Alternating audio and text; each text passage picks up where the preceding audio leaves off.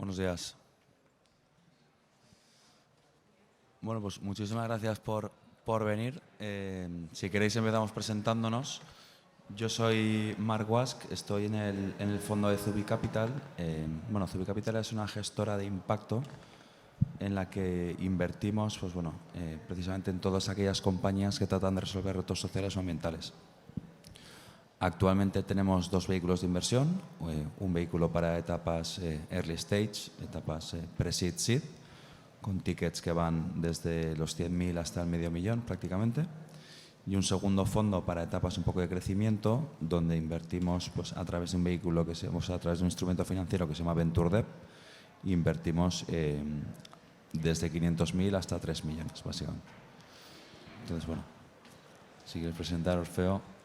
Buenos días y muchas gracias a todos por acompañarnos. Mi nombre es Orfeo, yo vengo de First Drop. First Drop, pues para que os hagáis una idea, pues somos el hermano pequeño prácticamente de la estructura que os ha comentado Marc. Quiero decir que nosotros somos un fondo específicamente enfocado en impacto también, pero que nos movemos en etapas mucho más iniciales, ¿vale? Invertimos hasta 200.000 euros en startups de impacto en etapa pre-seed.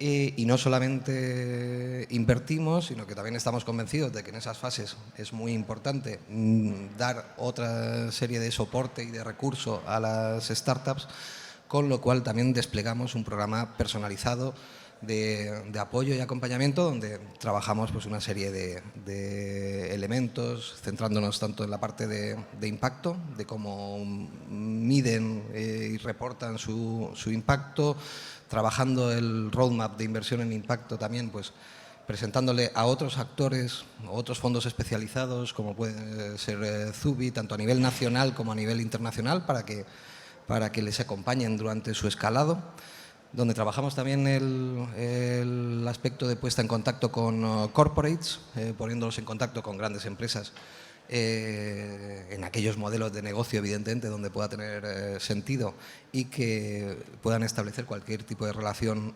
relevante, tanto a nivel de alianzas, de inversión o cualquier tipo de partnership. Y después, finalmente, y es uno de los elementos de los que estamos más orgullosos en el fondo, pues una parte muy importante de nuestros inversores son también founders o ex-founders, como me imagino que muchos de los que estáis aquí. En este caso, de startups de éxito que han conseguido hacer crecer, que han conseguido internacionalizar, que en algunos casos incluso han realizado exits, y que no solamente invierten a través de First Drop o confían en nosotros para movilizar capital en favor del impacto, sino que también, además de forma activa, en un programa personalizado de 3 meses, se ponen a colaborar con las startups, acompañándoles en aquellas áreas en las que tengan experiencia de éxito y que coincidan con los retos que las startups tengan en ese momento. Con lo cual, en resumidas cuentas, para que os hagáis una idea, capital, acompañamiento y intentamos también que mucho cariño en unas etapas que consideramos clave en el desarrollo de una startup. Bueno, esto es un taller sobre impacto. No sé si tenéis algún tipo de preguntas, si no, yo podemos ir lanzando preguntas y ver un poco cómo lo hacemos cuál es el ángulo que tenemos en ambos fondos. Pero si no, preguntas típicas, ¿no? ¿Qué beneficios o qué implicación puede tener para una startup ir con un fondo de impacto o con un fondo generalista? Entonces, desde vuestro punto de vista, desde First Drop, ¿exigís o hacéis alguna cosa concreta con las compañías? Exigimos a nivel de incompatibilidad entre diferentes perfiles de fondos, quiero decir, entre un fondo de impacto o un fondo genérico. Sí. No, entendemos que nuestro capital no es en absoluto incompatible con otro capital, y al final todo lo contrario. Consideramos que cuanto más actores estén comprometidos con este tipo de startups que resuelven cualquier tipo de reto social o medioambiental,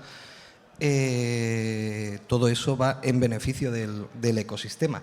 Con lo cual, coinvertimos y convivimos muy a gusto con cualquier tipo de fondo, vamos a decir así, agnóstico a nivel de impacto. Lo que sí que tenemos también absolutamente claro, y estamos convencidos de ellos, es que los fondos con una especial sensibilidad con respecto al impacto estamos llamados a jugar un papel pues probablemente mucho más protagonista en el acompañamiento y en el desarrollo de esas startups. Tanto a nivel de networking como a nivel de trabajo efectivo, de validación de idea de negocio. Al final, los fondos de impacto llevamos en el ADN la convicción de que las startups pueden resolver ese tipo de retos sociales y medioambientales, pero lo que es también más importante, pueden hacerlo en condiciones de rentabilidad y de competitividad. Y nos jugamos mucho en demostrar que esa apuesta es la correcta, y es por eso por lo que tal vez lo que pueden esperar de las startups de fondos especializados o instrumentos especializados como First Drop o como Zubi es un plus de compromiso que tal vez no tengan por qué encontrar en otro tipo de actores. Nosotros, en nuestro caso, que yo creo que debe ser vuestro también seguramente, el ir a un fondo generalista o ir a fondos de impacto va a implicar una carga de trabajo seguramente adicional para las startups, en cuanto a que nosotros vamos a exigir ciertas métricas que se tienen que reportar de manera, de manera trimestral, de manera trimestral o semestral, pero donde se pueda de verdad, mostrar la evolución sobre esas métricas de realmente del problema que están tratando de solucionar. Entonces, esto es algo que las startups deberían tener bastante claro también. Ir con un fondo generalista, te puede dar el dinero y quizás algo de smart money. Ir con el fondo de impacto, va a requerir una serie de trabajo adicional para hacer todo este reporting, pero que al final esto tiene que servir tanto a la compañía como al fondo para sumar valor.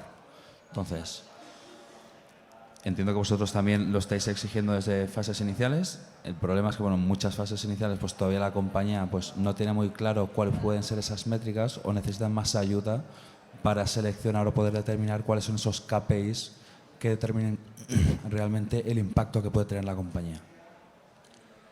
No, efectivamente, completamente de acuerdo. Lo que pasa es que muy de acuerdo además en ese matiz. Evidentemente, los fondos de impacto, para nosotros el impacto es un KPI como otro cualquiera, y un KPI que se tiene que reportar con la misma periodicidad que reportáis los financials o que se reporta cualquier otro aspecto del performing de la empresa. Tanto es así que en nuestro caso, y yo creo que es también bastante habitual en aquellas startups que dejan de reportar su impacto por pacto de socios, nosotros inmediatamente desinvertimos. No solamente eso, sino que incluso, por ejemplo, nos comprometemos a nivel de carry a conseguir no solamente unas cifras de rentabilidad iguales o superiores a la del mercado, sino que consiguiendo esas cifras de rentabilidad y no consiguiendo los objetivos consolidados de impacto, por ejemplo, también renunciamos al carry. Consideramos que no solamente tenemos que dar retorno, sino que tenemos que dar una tangibilidad efectiva de ese impacto. En la casuística de cómo se gestiona esa medición del impacto, lo que sí que estamos bastante más acostumbrados es que en etapas iniciales estén, desde luego, posicionados en impacto, desde luego sensibilizados en impacto, pero que muchas veces no son capaces de medirlo de forma efectiva o, sobre todo, también de maximizar ese impacto dentro de su propuesta de valor, de cómo lo comunican a sus clientes o a sus stakeholders, con lo cual nosotros tenemos una actitud que no solamente es vigilante de esas KPI, sino que también es precisamente de ayudar a la empresa a desarrollar las metodologías de medición y de reporting al respecto. Pero nuestra experiencia también lo que demuestra es que eso, lejos de ser una imposición problemática para la startup de resolver, todo lo contrario, lo que están es ansiosos y muy agradecidos de que se les dé el soporte en comunicar y medir de forma más efectiva aquello que ya forma parte de su visión. En cualquier caso, coincido completamente contigo y creo que es una alineación de todos o de la mayor parte de los agentes que estamos en impacto, yo creo que la inmensa mayoría compartimos que al final el impacto pasa por la medición efectiva, porque todo lo demás pues bueno, lo deja en un ámbito demasiado subjetivo. Al final queremos ver no solo esas proposiciones o esas declaraciones, sino verlo trasladado a cifras. Y unido a todo esto, vosotros en caso de First Drop, ¿cómo hacéis la selección de compañías de impacto y evitar de alguna manera el greenwashing? El famoso greenwashing que sale en este tipo de conversaciones, sale inevitablemente y en las primeras conversaciones. Para nosotros, vamos a ver, quiero que quede muy claro, es decir, hay muchas definiciones posibles de impacto y realizadas por gente más inteligente que nosotros. Al final, cada fondo lo que tiene es una tesis concreta que intenta llevar a la práctica. En nuestro caso, nosotros entendemos por impacto aquella empresa que intenta resolver pues, cualquier tipo de reto social o medioambiental alineado con al menos un ODS y con la capacidad efectiva de medirlo. Dicho de esa manera, al final también para nosotros el impacto lo que es un transversal. Somos capaces de encontrarlo, de identificarlo en sectores muy diferentes, como creo que también es vuestro caso. Al final, pues eso es decir, encontramos el impacto en movilidad, en energía, evidentemente en economía circular, pero lo encontramos también en medicina, lo encontramos en agrotech, lo encontramos en muchos sectores, pero más que determinados sectores sean intrínsecamente de impacto, creo, o nuestra experiencia por lo menos, creo que está mucho más relacionado con cuál es la visión y la génesis y el porqué y el propósito con el que la empresa y el proyecto ha llevado su producto o su servicio al mercado. Y esa es nuestra tarea, identificarlo dentro de su ADN. Al final es cuando tienen muy claro cuál es el problema que quieren resolver, ¿no? Entender ese problema y a partir de ahí, pues bueno, ver cuáles son las posibles soluciones y ver cómo están tratando de desarrollar. Al final, bueno, con el taller pues pretendemos un poco, pues dar a conocer un poco el tema de la inversión de impacto, pero al final nosotros en nuestro día a día nos gustaría más, pues oye, tratar de resolver las dudas que podáis tener, aprovechar que tenemos, bueno, que, pues, 2 fondos sobre el escenario con 2 tesis de inversión quizás un poco diferentes, pero con mucho solape en muchas fases. Entonces, bueno, oye, aprovechad, ¿no?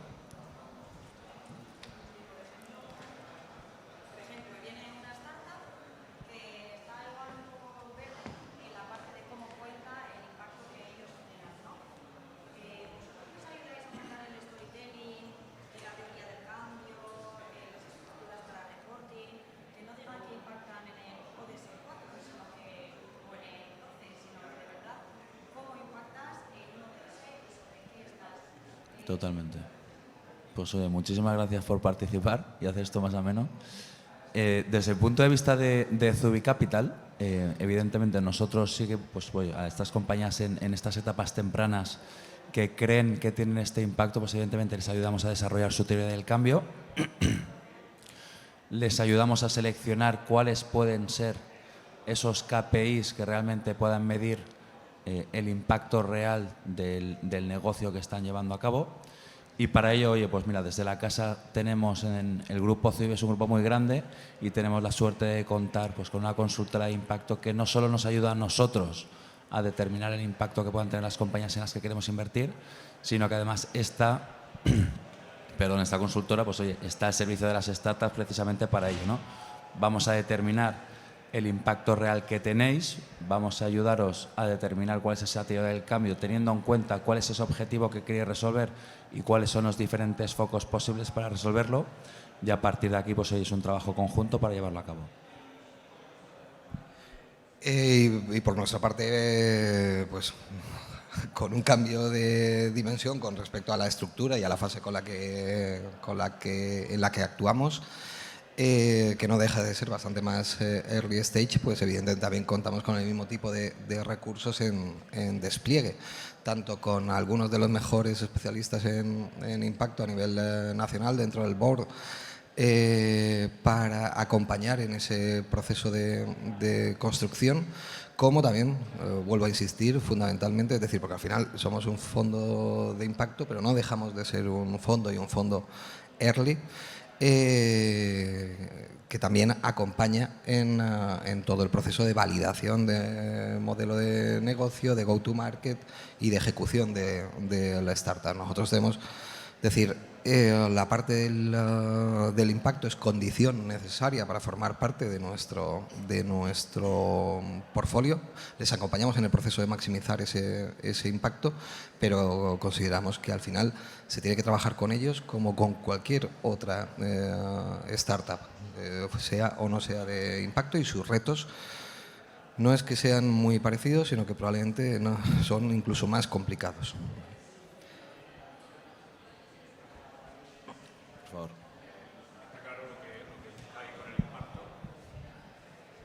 Está claro lo que buscáis con el impacto. ¿Tenéis alguna preferencia por el B2C o B2B en esas startups? En el caso de Zubi, yo llevo 3 años y pico y al final un poco las tendencias tampoco las marcamos nosotros. Sí que es cierto que sigues un poco la tendencia del mercado.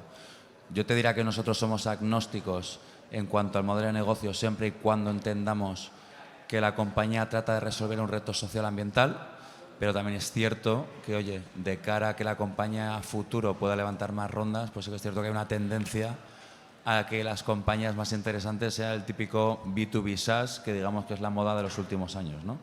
Aún así, oye, hay que analizar la compañía caso a caso, entender cuáles son esas fortalezas y debilidades, entender el mercado y ver si realmente, pues oye, las ventajas competitivas que tiene pues son defendibles en el largo plazo. Entonces, ¿te puedo decir que, oye, somos agnósticos y que nos puede interesar? Sí, pero también te puedo defender lo otro. Creo que tiene un poco que ver además con lo que he comentado antes. Al final estamos en la intersección de dos mundos. Evidentemente el impacto es sí o sí. Y después ya entran las tendencias generales del mercado, tanto a nivel de financiación como fundamentalmente de validación de cada una de las empresas. Con lo cual, nosotros no tenemos ningún tipo de preferencia a nivel de B2C o B2B, lo cual no quita que cada tipo de modelo de negocio en un momento determinado puede tener más vientos de cola, más facilidades de acceso a mercado y evidentemente, vuelvo a decir, somos fondos de impacto, pero somos fondos de inversión y es importante que entendáis que nuestro modelo de negocio y nuestra tesis de inversión al final se tiene que comportar como la de un fondo y además creo que ese es un compromiso importante el que estamos jugando a ese nivel, porque estamos en el ejercicio precisamente de demostrar la rentabilidad intrínseca de los proyectos de impacto, con lo cual, en resumen, la respuesta es somos también completamente agnósticos al respecto, pero después cada proyecto de impacto se evalúa aplicando criterios de due diligence y de análisis de oportunidad de negocio. Pero al final esto es un poco como todo, o sea, quitando que nosotros somos de impacto, encontraréis fondos, pues oye, que hacen solo, pues igual B2B SaaS o otros que solo les encantan pues los e-commerce. Entonces, al final es encontrar el inversor ideal para tu modelo de negocio. Nosotros en nuestro caso, oye, pues tanto con First Drop como con Zubi, pues somos agnósticos, si tiene el impacto lo analizaremos y luego pues veremos el modelo de negocio. Yo quiero, a falta de que tengáis alguna otra sugerencia, pero me gustaría, yo creo que también lo que tiene sentido es que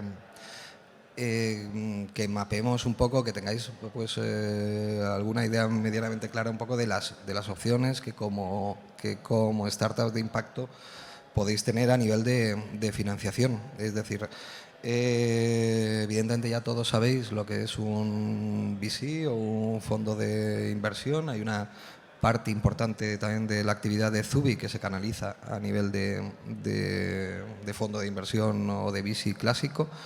Pero a mí me gustaría, Marc, que nos explicaras específicamente también la parte de Venture Debt, que es una palanca adicional dentro de la amplia gama de opciones de financiación que tenéis las startups y que creo que se tiene que tomar también cada vez más en consideración. Pues sí, o sea, como sabréis, normalmente los pasos típicos de una startup para financiarse es primero a través de Friends and Family, luego normalmente es a través de Business Angels y luego el salto natural ya es pasar al Venture Capital. Pero todo esto tiene un coste muy importante, no solo a nivel económico por esas participaciones o acciones que vas cediendo, sino que además tiene asociado una componente política y si vendes demasiadas de estas acciones, pues corres el riesgo de perder el control de la compañía, ¿no?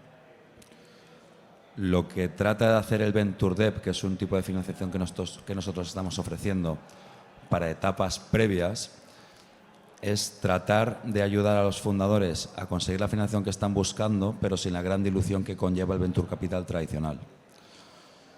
Estas compañías en las etapas previas, lamentablemente, no tienen acceso a la financiación bancaria, que sería ideal, porque al final, oye, es un préstamo, no es dilutivo, con unas condiciones pues, bastante flexibles en cuanto a amortización. Sin embargo, los bancos pues, oye, no entran en estas etapas previas porque bueno, estas compañías pues, tienen mucho riesgo, ¿no? Porque no tienen track record, porque no generan caja, por diferentes motivos por los que un banco nunca entraría a financiar a este tipo de compañías. Lo que tratamos nosotros de hacer con Venture Debt a partir de compañías oye, pues que ya tienen, ya están generando ventas, están cercanos a alcanzar break-even y demás, pues oye, vamos a tratar de ayudar a estas compañías con una financiación híbrida, que es el Venture Debt, que no deja de ser un préstamo, pero que además toma un poco de equity en las compañías como remuneración adicional. De manera que, como decía, pues los fundadores consiguen la financiación, pero no se diluyen tanto como si fuera un Venture Capital. Este tipo de financiación, pues oye, ayuda a las compañías en etapas pre-serie A, serie A, pues precisamente para crecer rápido y así, pues oye, llegar a una siguiente ronda pues con mejores métricas y manteniendo el control de la compañía. Una de las cosas que hemos observado es que la mayoría de compañías, cuando llegan a una serie B, una serie C, los fundadores han perdido el control de su compañía. Y esto sucede no por la dilución que han tenido en la última ronda, que puede ser un 5, 6, 7%, sino por la acumulación de todas las anteriores, pero sobre todo por las grandes diluciones que tienes en las primeras rondas. Ese 20% inicial, 15% de la serie B, o sea, de la serie SID, perdón. Entonces, al final todo esto va sumando y hace que cuando llegues a la serie B, pues que hayas perdido el control. Entonces, ¿cómo puede afectar el Venture Debt comparado con el Venture Capital tradicional, ¿no? Pues imaginad una compañía valorada en 10 millones que está buscando 2 millones de financiación, pues oye, si se financia con Venture Capital es porque los socios están abiertos a diluirse pues un 17%. Esto sale de los 2 millones de ampliación de capital dividido por el post-money de la operación, que son 12. 2 entre 12 es un 16,67%, que es el capital que se llevaría el Venture Capital de participar en la ronda. Sin embargo, si esta compañía, en lugar de financiarse con un Venture Capital, lo hace a través de un Venture Debt, pues la compañía tomará un préstamo de 2 millones que va a tener que devolver en su totalidad, pero como decíamos, adicionalmente va a tener que ceder un poco de equity. ¿Cuánto equity? Pues aquí es donde entra el juego lo que se conoce como equity kicker, que es un número, un porcentaje vinculado a la cuantía del préstamo que indica ese valor de acciones que van a tener que ceder. Normalmente está alrededor de un 25%. Por lo tanto, esta compañía que está buscando 2 millones, pues aparte de tomar esos 2 millones de préstamo, va a tener que ceder alrededor de 500.000 euros en valor de acciones. Eso es el 25% sobre el valor del préstamo. En este caso habrá una ampliación de capital de $500.000, el post-money de la operación será de 10,5 millones y por lo tanto la dilución es de un 4,8% más o menos. Entonces, como podéis ver en el caso del Venture Capital, pues la compañía o los fundadores se diluyen un 17%, en el caso del Venture Debt pues se diluyen un 5%, pero es cierto que los fundadores o la compañía está asumiendo un pasivo que serían esos 2 millones que tendría que devolver a futuro, ¿no? Entonces, aquí es algo que, bueno, que las empresas tenéis que valorar en cada momento que os puede interesar más. Pensamos que el Venture Debt puede tener sentido para esas compañías que están cercanas a alcanzar el break-even, porque al final estamos otorgando 12 meses de carencia para que la compañía crezca mucho durante este primer año, donde tan solo se pagan intereses, y a partir de ahí, cuando la compañía tiene esa capacidad de empezar a generar caja, pues oye, que empiecen a amortizar, de manera que, oye, pues ese impulso con el préstamo que hayan podido conseguir, pues que los haga despegar. Al final diréis, hombre, es una financiación cara. Si lo comparas con un banco, pues sí, es caro. Pero, como decíamos antes, el banco nunca va a entrar en estas etapas previas, pero al final donde se ve realmente la diferencia es si la compañía es capaz de, con este dinero que ha levantado, crecer orgánicamente. Donde te das cuenta realmente es en el valor de acciones que has mantenido, que realmente puede ser diferencial. O sea, si esta compañía de la que estamos hablando pasa a valer 50 millones al cabo de 5 años, pues oye, si se hubiera financiado con Venture Capital, pues el Venture Capital está contento, ¿no? Ha invertido 2 millones por ese 17% y ahora ese 17% pues vale 8,5 millones en valor de acciones. Sin embargo, si se hubiera financiado con el Venture Debt, pues ese 5% que cedió ahora vale 2,5 millones en valor de acciones, y es cierto que bueno, la compañía tiene una salida de caja de 2 millones y pico, 2 millones y medio más o menos por la amortización del préstamo. Entonces, la diferencia que podéis ver aquí, pues oye, los accionistas mantenéis 6 millones en valor de acciones en vuestro bolsillo, que no es poco, pero es cierto que la compañía tendría una salida de caja considerable. Entonces, hay que valorar también el modelo de negocio y ver si realmente tiene esa capacidad como para poder amortizar en el corto plazo.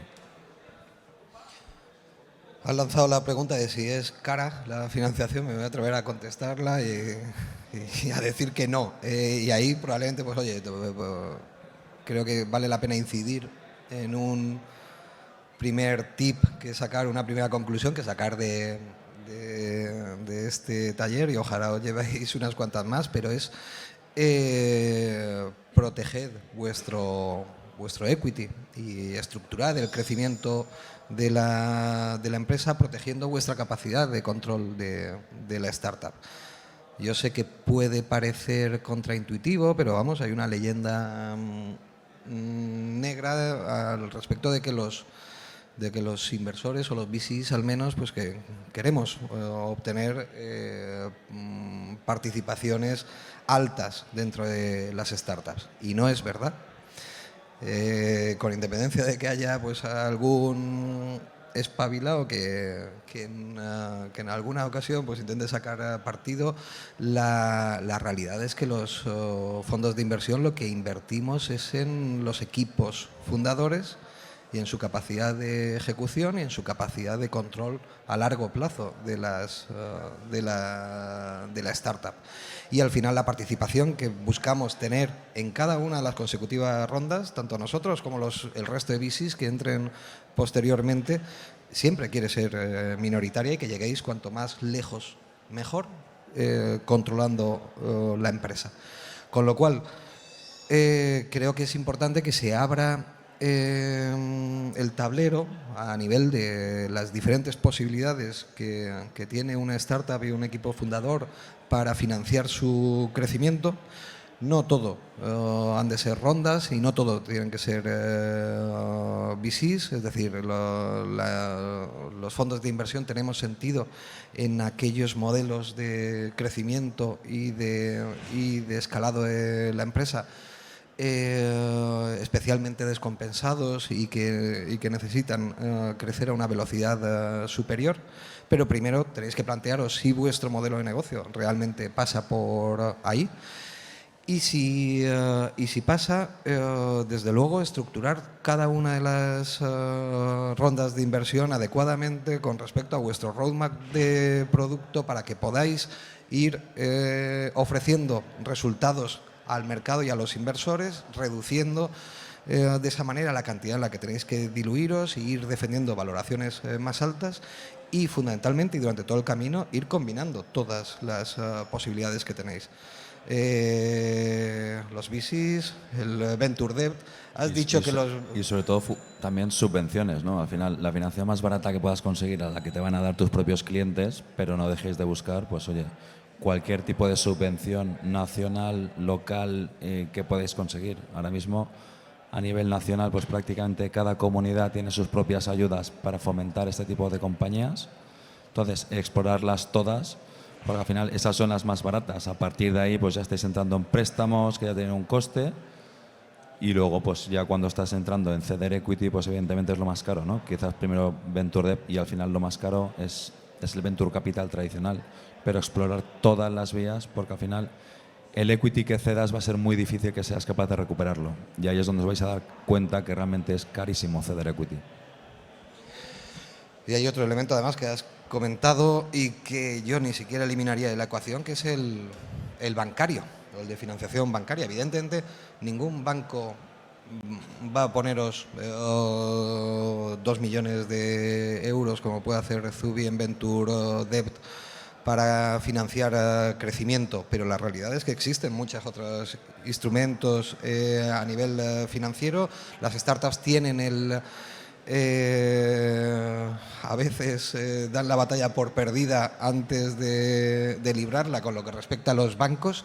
Muchos, de hecho, nunca han visitado ninguno, pero la cuestión es que hay una serie de opciones, incluso en etapas iniciales y en los primeros pasos de una startup, pues oye, conseguir una póliza de descuento, una póliza de crédito de 50.000 que puedes negociar en dos bancos, son 100.000 euros de tesorería en la caja de una startup en fases iniciales, y que son 100.000 euros que son menos de dilución que soportar en esas rondas. Con lo cual, jugad con todos los elementos del tablero, porque hay posibilidades, hay vientos de cola también en lo que respecta además a startups de impacto, y que afecta además a todos los agentes. También a nivel de subvenciones, como comentaba Frank, hay líneas específicas, pero también en entidades financieras os vais a encontrar pues un especial cariño con respecto a ese tipo de proyectos, y al final combinarlo de la forma más eficiente para proteger vuestro equity y proteger el largo plazo de la compañía.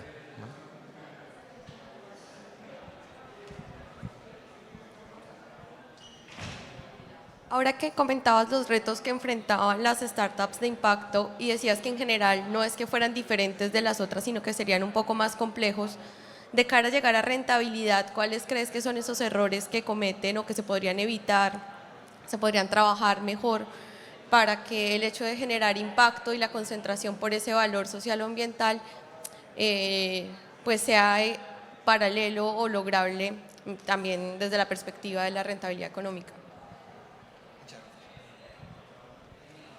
Mira, nosotros uno de los problemas que vemos en etapas iniciales es que queréis abarcar mucho y no os acabáis centrando en nada. Entonces, yo lo que sí que recomiendo es, oye, si tienes claro cuál es el problema que quieres resolver, céntrate en ese problema, primero demuestra que realmente se puede resolver y a partir de ahí el resto de cosas irán saliendo. Pero primero resolver y demostrar que eso tiene sentido para luego poco a poco ir creciendo. Abarcarlo todo desde un inicio es imposible. Y al final el que mucho abarca poco aprieta. Entonces, ir pasito a pasito, centraros realmente en lo que queréis resolver, demostrar que realmente tenéis las capacidades para hacerlo y a partir de ahí seguir sumando. Completamente de acuerdo. De añadir también que desde nuestra experiencia, pues también al respecto de tu pregunta está también la línea divisoria también entre el impacto, la inversión en impacto, qué papel quiere jugar dentro del ecosistema, y lo que son el resto de alternativas de financiación a las iniciativas sociales o medioambientales, como puede ser, por ejemplo, el tema de la filantropía pura y dura. Vuelvo a decir, nosotros somos una pieza más dentro de un ecosistema a vuestro servicio. La buena noticia es que el ecosistema no para de crecer y de aparecer agentes especializados en tema de impacto. Pero lo que tenéis que entender al final, como comentaba antes, como fondos, al final lo que estamos buscando son negocios escalables y fundamentalmente ambiciosos, que no tengan una vocación solamente de impactar en lo local o de impactar en una pequeña comunidad o dar un pequeño servicio, sino que realmente sean capaces de montar un modelo de negocio escalable y que crezca e internacionalizable, ¿no? En ciertas ocasiones sí que nos encontramos que hay determinados proyectos de impacto muy chulos, con unas propuestas alucinantes, pero que a veces sí les falta ese punto de ambición. Y ese punto de ambición, de querer crecer, de querer internacionalizarse, de querer hacerse grande, es precisamente lo que estamos buscando los fondos de inversión, porque en la medida en la que esas empresas crezcan, van a llevar su impacto mucho más lejos y van a traspasar fronteras. Entonces, desde nuestra experiencia, pues atreverse a pensar fuera de la caja y atreverse a crecer y atreverse o convencerse de que las propuestas son escalables y son trasladables.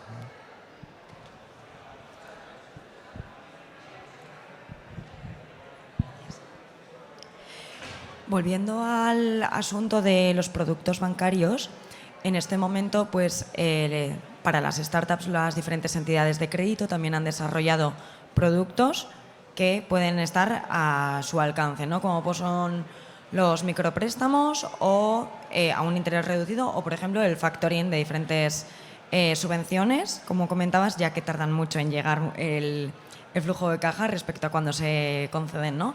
O facturas como pueden ser de grandes clientes. Aunque no es el consumo de capital más eficiente, desde los fondos, ¿se valora positivamente el uso de este tipo de financiación y herramientas bancarias? Desde nuestra posición, totalmente. O sea, cualquier tipo de financiación. O sea, al final nos estáis demostrando que os sabéis buscar que sabéis sacar las castañas del fuego. O sea, cualquier tipo de herramienta que tengáis a vuestra disposición y que hayáis ido a buscarla, bienvenida sea. Al final, nosotros además os vamos a ayudar también a que busquéis este tipo de financiación menos dilutiva, porque al final estamos aumentando el rango de la compañía y esto va a ser bueno para todos, no solo para vosotros los fundadores, sino que para el resto de socios también. Entonces, evidentemente, buscad cualquier tipo de financiación que podáis y utilizadlas. Al final, demostráis que realmente estáis enterados de cómo funciona y que estáis buscando cualquier tipo de herramienta que pueda ayudar al negocio a seguir creciendo. Y esto siempre es bueno. Y además, abundo en lo de antes. Cualquier alternativa es más barata y cualquier alternativa es más eficiente. Es decir, porque has utilizado la palabra eficiencia. Para nosotros, igualmente, es una demostración de que la startup tiene la capacidad tanto de planificarse y de planificarse a largo plazo, que tiene la cabeza ordenada y las cosas claras, que va a necesitar financiación privada y que va a necesitar la participación de un VC y ojalá además sea un VC que no solamente le aporte dinero, sino otra serie de recursos especializados en impacto, pero fundamentalmente que es capaz de combinarlo con todas las alternativas a su disposición. Eso demuestra resiliencia, eficacia y eficiencia en la gestión de recursos. Y la experiencia nos demuestra que a largo plazo es lo que marca la diferencia. Hola, muy buenas. Nada, yo tenía una duda desde el punto de vista de la inversión, del inversor, perdón. ¿Cómo hacéis las valoraciones en startups tan tempranas? ¿Cuáles son esas métricas que utilizáis para saber cuánto dinero aportar o no en esta empresa? A ver, aquí estamos abriendo un melón. Pero en estas etapas iniciales en las que nosotros participamos, esto no es ciencia, pero ahora mismo tal y como funciona el mercado, más o menos es, oye, mira cuánto dinero necesitas para los próximos 18, 24 meses y en función de eso, pues piensa que ese dinero que vas a levantar no te diluya más de un 20%, más o menos. En cuanto a eso, pues oye, haces números y más o menos sacas una valoración orientativa. Ahora bien, el inversor que vaya a entrar ahí luego tiene que valorar si realmente con lo que habéis logrado hasta ese momento puede valer la compañía o no. Entonces tenéis que tener ciertas métricas, tenéis que haber logrado ciertos objetivos que puedan sustentar esa posible valoración. Pero al final el tema de la valoración es muy subjetivo. Unos te pueden valorar a 10, otros con lo mismo te pueden valorar a 5. Entonces, Yo creo que la regla esta del 10, 15, 20% de dilución pues os puede servir pues más o menos para dar una horquilla de cuánto puede valer la compañía en ese momento. No, sí, efectivamente. De todas formas, tampoco estamos ya descubriendo nada que no se sepa. El tema de las valoraciones no hay nada escrito con respecto a valoraciones. De la misma manera que tu producto va a valer lo que tu cliente esté dispuesto a pagar por él, al final lo único que valida esa valoración que estás manejando es, oye, ese primer inversor que confía en o que acepta la apuesta y que entra a esa valoración. Pero al final detrás lo que hay pues son ese tipo de cálculos, tanto de oportunidad, de runway, de hitos que vas a tener por el camino, capacidad de ejecución, y si todo encaja, pues desde luego se tira para adelante con la valoración propuesta. En nuestro caso, nosotros, para tener las cosas también más fáciles y más claras, pues por ejemplo nosotros nos hemos establecido un tope de valoración. First Drop no invertimos a más de 2 millones de euros de valoración pre-money, pero siempre digo lo mismo. Es la parte que menos me gusta de mi tesis, porque es la parte más subjetiva. Es decir, son 2 millones, como podrían ser 2,5 o 3, no significa nada. Pero en realidad es nuestra forma de anclarnos en fases iniciales y no, es decir, de comprometernos en movilizar dinero. First Drop es un fondo pues relativamente grande. Nuestra intención es realizar 50 o 60 inversiones de esos 200K que he comentado antes en fases iniciales. Creemos que es un soporte necesario para el ecosistema de las startups de impacto y hay pocos players en esas etapas, con lo cual nosotros utilizamos ese criterio de valoración sencillamente pues para comprometernos en desplegar el dinero ahí, y no, que después es bastante fácil, porque después hay proyectos que molan mucho, que lo están haciendo muy bien, que tienen un impacto evidente, pero que ya están en valoraciones más altas, y ahí creemos que ya hay otros actores. Pero como os digo, no hay nada escrito, no hay que ritualizar el tema de las valoraciones, sino que la valoración que proponéis y al final la ronda que lleva aparejada tiene que tener coherencia con vuestra proyección y vuestra planificación como empresa. Y ya está. Y de todas formas, uno de los fallos que nosotros al menos hemos visto es que normalmente cuando se hace una ronda, los emprendedores os centráis mucho en esa valoración y queréis pelear mucho una valoración, y sin embargo dejáis de ver o dejáis de leer la letra pequeña, que es donde realmente os la pueden estar colando.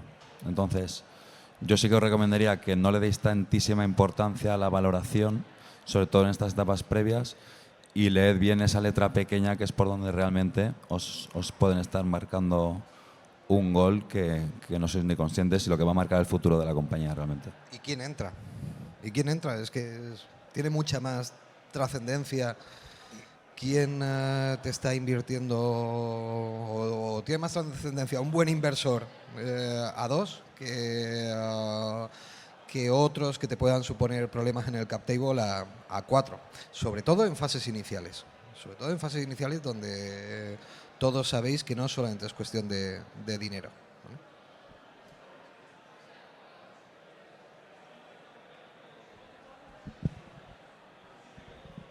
Hola, buenas. Bueno, primero gracias por la charla. Una pregunta. ¿Tenéis alguna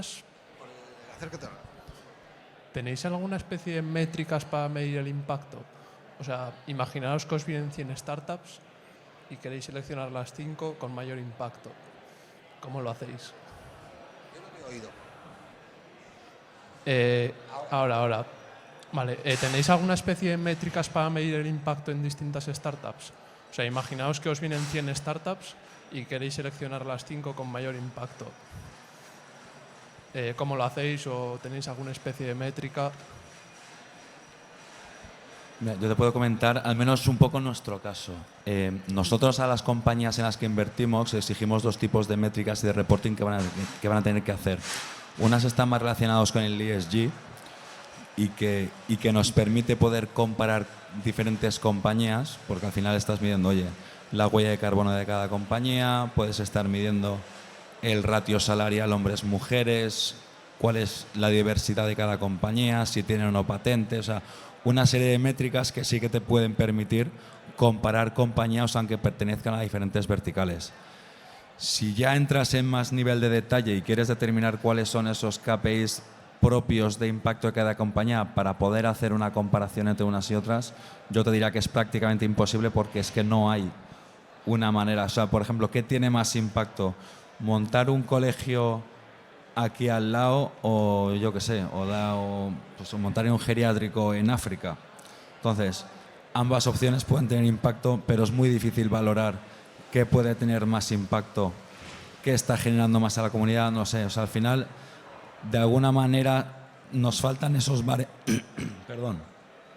baremos que nos permitan hacer un equivalente entre diferentes compañías o entre diferentes métricas de impacto para valorar qué puede tener más impacto una cosa u otra.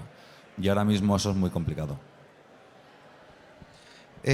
No, nuestra casuística además es similar. Es decir, el tema de ESG al final te da una metodología que te permite estandarizar la comparación entre empresas diferentes y sectores diferentes, pero al final es un tema que se utiliza básicamente ya en la parte de gestión de portfolio, prácticamente, a la hora de evaluar cómo va evolucionando el global de tus invertidas. A la hora de decidir cuál es su impacto y cómo lo miden, pues es que la casuística es completamente diferente y tiene que ver precisamente con el sector en el que estén y con el modelo de negocio que tengan. Algunas, evidentemente, pues se centrarán desde lo obvio, desde el tema de reducción de huella de carbono, otros irán a temas de optimización hídrica, otros irán a reducción de desperdicios en entornos industriales, es decir, la casuística es tan amplia como sectores en los que estén y la propuesta de valor de cada una de las startups. Y coincido completamente con Marc de que ahí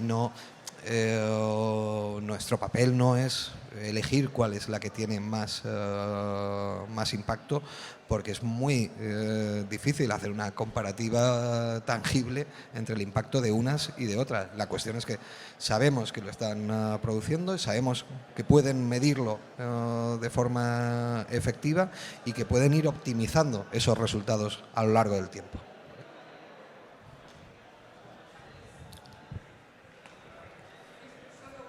Se me escucha. Entonces, ¿cómo agregáis el impacto que tiene el portafolio? ¿Tenéis una tesis de impacto? Supongo que tenéis como fondo una teoría del cambio con KPIs. Y estas empresas en las cuales invertís, ¿tenéis KPI con los cuales podéis integrar todo? Entendiendo la diversidad de empresas y que cada una tiene su modelo de negocio. ¿Cómo lo hacéis para reportar el impacto? Estaba viendo la página web y no lo encontré, por eso pregunto. Nosotros, en nuestro caso, como decía, o sea, exigimos una serie de métricas comunes a todas, que están más relacionados con temas de ESG, que todas nuestras compañías deben reportar de manera trimestral, y esto nos ayuda pues, más o menos a comparar entre ellas en cuanto a este agregado de ESG. De todas maneras, a cada una también le exigimos una serie de métricas de su propia vertical que nos ayuden a nosotros a medir la evolución del negocio. Entonces, en lo que es común sí que podemos comparar y podemos saber, oye, pues esta compañía está contratando a más mujeres que esta otra. O la huella de carbono, esto ya la han neutralizado y la otra tiene tanto. Entonces, eso sí que nos permite comparar unas y otras, pero luego cada una reporta en cuanto a su propia vertical y comparamos, digamos, contra sí misma. En nuestro caso es exactamente igual, es decir, hay una serie de criterios que son comunes y después otros que se personalizan con respecto a la tecnología y la fase de cada una de las startups. Yo creo que nos da tiempo a una última pregunta, va. A ver quién se anima. Sobre lo que queráis, ¿eh? Del tiempo, lo que queráis.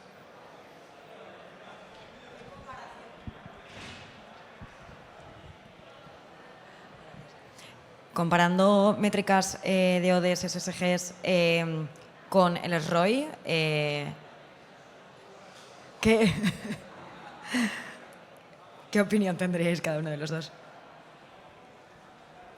Esta te la cedo a ti.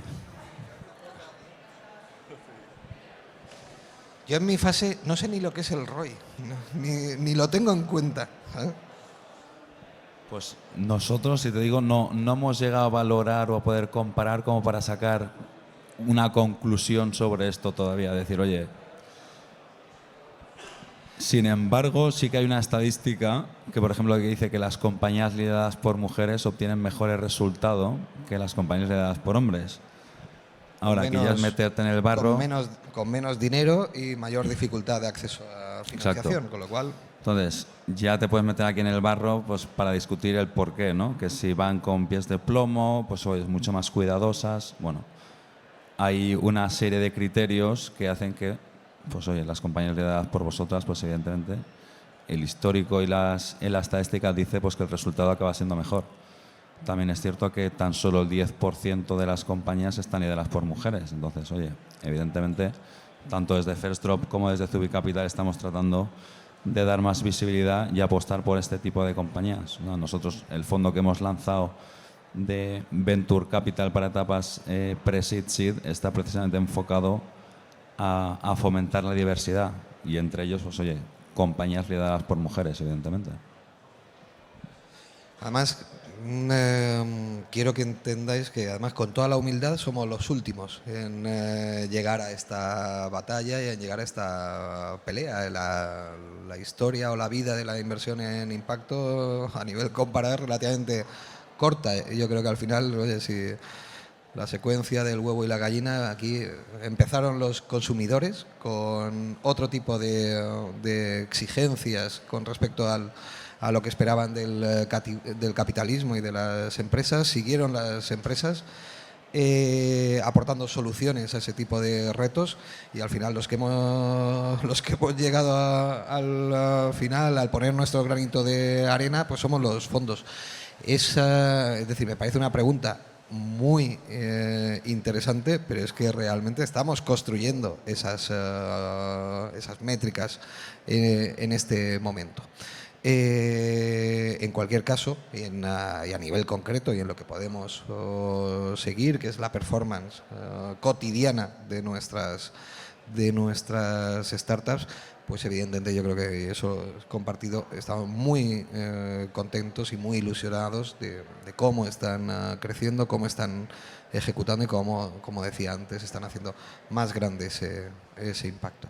Y ojalá, entre todos, además, también construyamos toda esa base de datos de la que sacar además conclusiones muy interesantes sobre qué ODS es el más rentable a nivel de ROI, cuál no.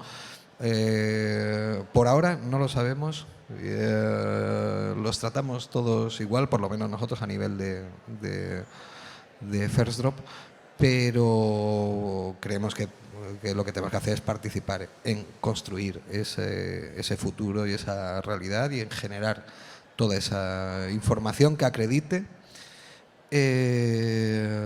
la potencia y la rentabilidad intrínseca de la inversión en este tipo de empresas.